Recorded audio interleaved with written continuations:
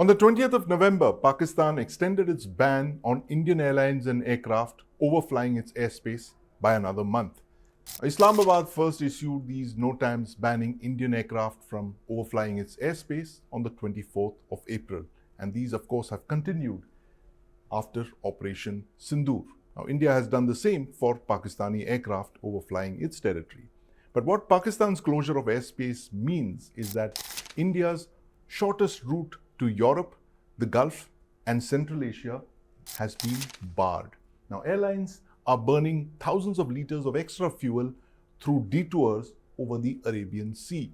Now, each aircraft flies an extra 500 and 800 kilometers more per flight. This leads to higher fuel burn and 2 or 3 hours of extra flying time on long-haul routes.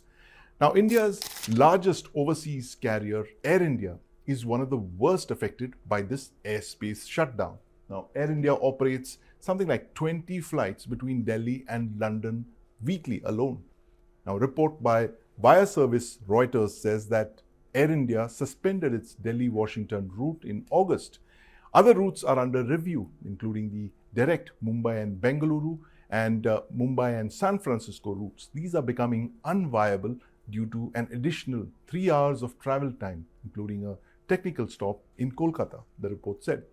Now, India's airlines now want an alternate route to Europe bypassing Pakistan. And one of them is believed to be the Hotan Route through China's Xinjiang province. Now, Air India is believed to have lobbied the government of India to ask the Chinese to open up the airspace in Xinjiang for Indian commercial aircraft, of course. The Hotan Route over Xinjiang is this proposed overflight corridor over Xinjiang near the city of Hotan.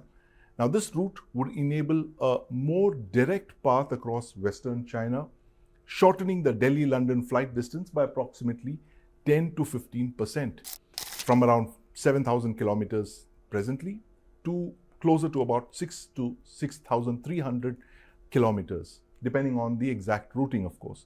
Now, this shorter distance via Xinjiang would save millions of dollars in operational losses from affected long-haul services. Now, Air India alone, it's our largest airline. Air India could save over $1 million a week from this Hotan corridor. Flight times could drop by over an hour one way, allowing aircraft to complete more cycles per day or week, boosting revenue potential. Now, the trouble is that Xinjiang falls under the People's Liberation Army's Western Theatre Command, which maintains tight control over the area. The airspace is highly restricted and foreign overflights are generally prohibited for non-Chinese carriers. Now, China has been increasing its military footprint in the region, building up more air bases, including this air base here at Hotan. It's a very sensitive air base for China's Western Theatre Commands.